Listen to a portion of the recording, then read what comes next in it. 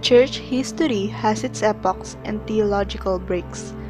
The history of the Church sprouted from the Hebrew Jewish tradition, for Jesus is a Jew as well as his parents, and to the practices of Jews. Jesus called 12 Jews, or known as his apostles. These 12 apostles come with him wherever he goes. When he died, there is still no Christianity, but there are still apostles and disciples. From there, we have heard from the Acts of the Apostles that the disciples and apostles of Jesus gathered together during the Pentecost, and there we have learned that they are forming a community. Among Jewish believers, Peter is known to be a leader. Saul orders to persecute believers of Christ, or known as the followers of the way. One of the followers who were executed was Stephen, and Saul headed his persecution. On the way to Damascus, he has seen the Lord in a vision. From this experience, Jesus called him an apostle to the Gentile and become Paul. Peter and Paul convened the first council in the Jerusalem. This is the first theological break in the history of church because the Jews remained to follow the Jewish law, which is a circumcision, and the Greeks uncircumcised. Paul established churches in Greek lands and were called Christian churches. From there, a persecution occurred, and one of the people who were executed was Paul.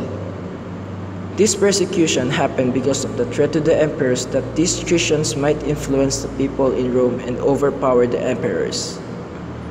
When Constantine became the emperor, he made the Christian religion a state religion. The temples of Roman gods were changed into churches. From there on, the Church of Christ has been known as the Roman Catholic Apostolic Church. Since the church became a royal religion, it underwent a period of glamour and lavishness. As time increases, the Roman Catholic Apostolic Church had reached institutionalization. Europe became the center of Christianity.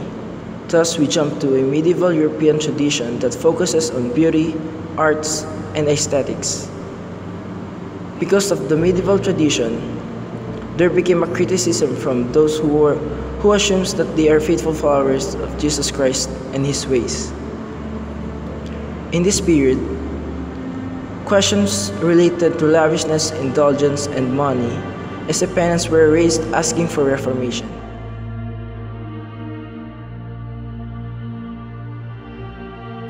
Between 1962 to 1965, Pope John XXIII convened a meeting in St. Peter's and announced that there will be a Second Vatican Council. From the Second Vatican Council, it adheres that the Church is the people of God, the Church is the herald of Christ, and the Church is the body of Christ.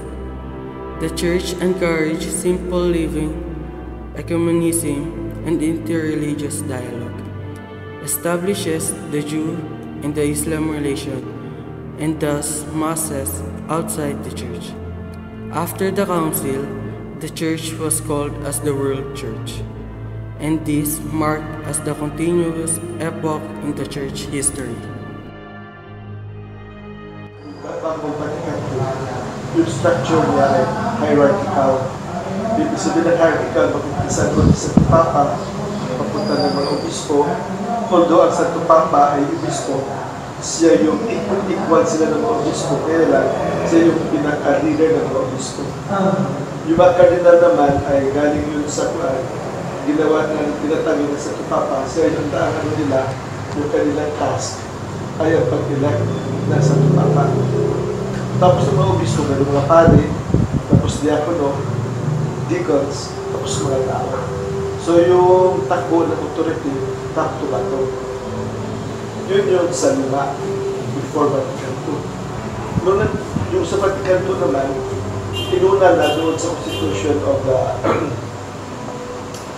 dogmatic constitution of the church. Inuna na yung discipline of church as mystery, tapos as people of God. So, ibig sabihin, mag-umpisa sa mga communities, pataas. Sa relasyon naman sa Estado, meron tinatawag na separation of church and state. Ibig sabihin, ang separation of church and state, ang Estado ay walang pinapaligang simbahan. At ito yung may papakita niya na wala sa pinapaligan kapag yung kanya mga resources ay hindi niya binibigay sa isang simbahan. Pera siya, hindi niya ito ibibigay sa isang simbahan na. Kasi kung ibibigay sa simbahan na, mapalig siya. Sa pa naman, sa simbahan naman, separation of church and state, hindi na nakikialam ang simbahan doon sa mga pagpapatakbo ng gobyerno. Ang concern ng simbahan at concern ng Estado na dapat nilang pagtulungan ay yung tinatawag nating common good. Especially on the part of the church, sabi niya, we are expert in humanity. Sa moral problems, papasok talaga. Yun na, yung una, ang gobyerno ay hiwalay sa simbahan. Pero ang society, sinasabi ng Constitution, pastoral Constitution of the Church, sinasabi dito na ang mga pangarap, ang mga pag-asa, ang mga kaligayahan at tuwa, at anuman ang mga kinahinatnan o mga bikatin ng mga tao, ito din ay ang pag-asa, pangarap, kaligayahan, tuwa, pagtaraho ng simbahan. Tradisyon natin Catholics, yung sa mga sakramento, kagaya ng tayo ay isinilang sa mundo. Pero din tayong bagong uri ng pagsilang bilang kasapi ng simbahan o bilang citizen of the kingdom of God. We also need to be born as children of God, as members of the church, and citizens of God's kingdom. That is baptism. Habang ang bata ay lumalaki, tutun mo kakabalin siya. Sa buhay pananampalataya, may tradisyon tayo doon, yung sakramento ng confession. Kapag nagkasala, hindi ako nagsuri sa magulang, nagsuri ako sa Diyos. Meron tayong sacrament of confession o sacrament of reconciliation. Tapos sa buhay natin, para magkaroon tayo ng lakas, umiinom tayo at kumakain. Diba? Sa buhay natin, bilang Kristiyano, may tradisyon din tayo doon para maging lakas ang ating paninindigan para sa tama at ating itakwil ang masama. Meron tayong pagkain doon, ang misa, ang Eucharistia. Kaya tayo ay nagsisimba at tumatanggap komunyon dahil Jesus is the food of our Christian life. Tapos, siyempre, pag sa dito sa lupa, pagkatapos mo teenager, meron ka na mga prinsipyo hinahawakan na. Mag-asawa ka na, may prinsipyo na hinahawakan. Dito din, sa simbahan, may tradition din tayo doon tungkol doon sa pag-confirm ng iyong pananampalataya. Meron kang confirmation. Confirmation of your faith, of the principles of Christian principles by which we ought to live by. Tapos magtuto ka na pumuli. Sa lupa, meron tayong civil union. Meron tayong civil marriage. Sa simbahan, may tradisyon tayo ng sacramental marriage. Malalim yun. Kahit na may sakit na siya, mamahalin mo pa rin dahil mahal mo, dahil ang iyong pagmamahal sa sakramento ng kasal ay reflection of God's enduring and faithful love for His people. Sa ikaw, ganyan. So, meron tayong tradition din doon, the sacrament of healing. At tapos, dito din we share Jesus Christ in the sacrament through the sacrament of Holy Communion. Meron tayong mga sakramento bilang tradisyon ng simbahan na katumbas sa ordinaryong karanasan ng simbahan. Marami silang influence sa society. Tingnan mo yung kasaysayan sa Pilipinas. Sino yung nagdala na mga gamot, na nagtayo na mga clinic? Simbahan. Missionaries. Sino yung unang nagtayo ng mga eskwelahan, parish schools, na naging college, naging high school, naging college, naging university? Simbahan.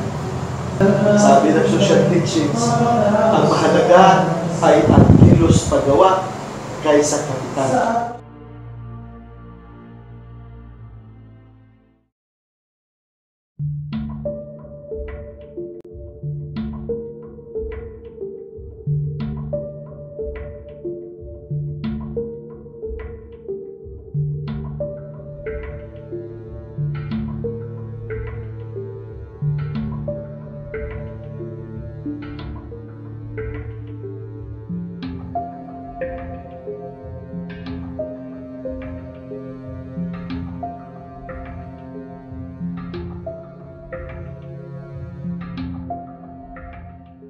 Good afternoon, everyone. Today, we have Father J.R. Babor, MSc, to share his insights on certain social and political issues.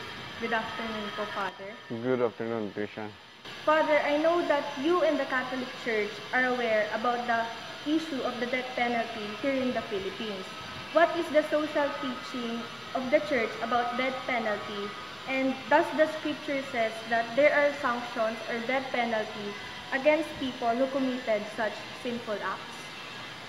First, the death penalty law is against human dignity. The human person is created in the image and likeness of God, and it's only God who can take away life. So He is the giver, and He alone knows when life should end. That's the theological and moral understanding of the Church. That even if you don't believe in the religious sense about life, but all of us agree that life is something that you have to take care of. In other words, there is the value of life that can't be just eliminated from a different way of understanding what it should be. Human beings, no matter what will they become by their actions and decisions in life, or for drug addicts for that matter, nobody has the right to end his or her life. And also, death penalty eliminates the possibility of change. Every person is capable of changing one's orientation. Even if you don't see any hope in the drug addict, but we shouldn't give up, because every person has the capacity to correct what had been wrong in his or her life. Our next question po is about RH law.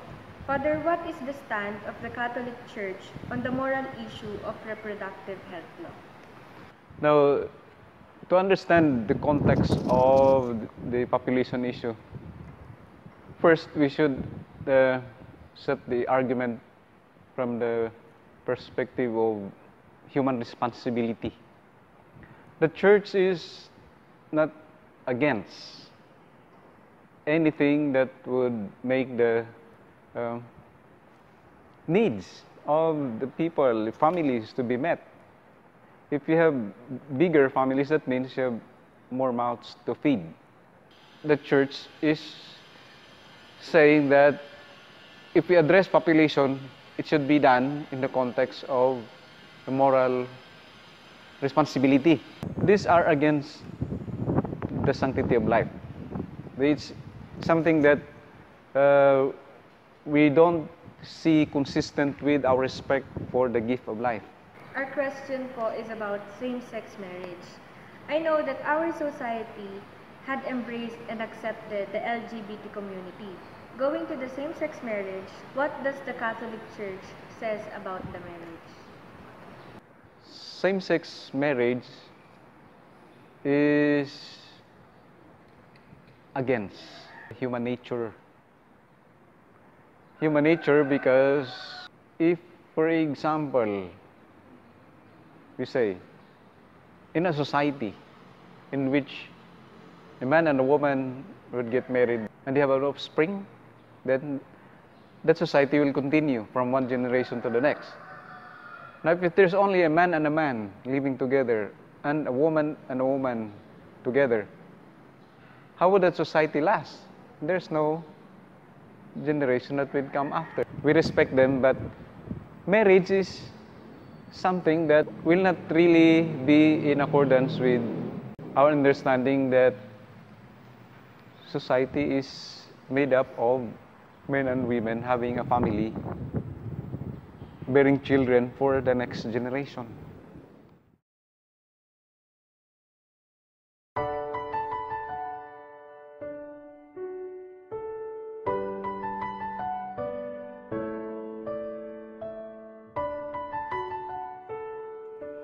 In the present period, the Roman Catholic Apostolic Church continues its mission to evangelize the community and the Church itself through Christ, and continues to do its apostolic acts all over the world.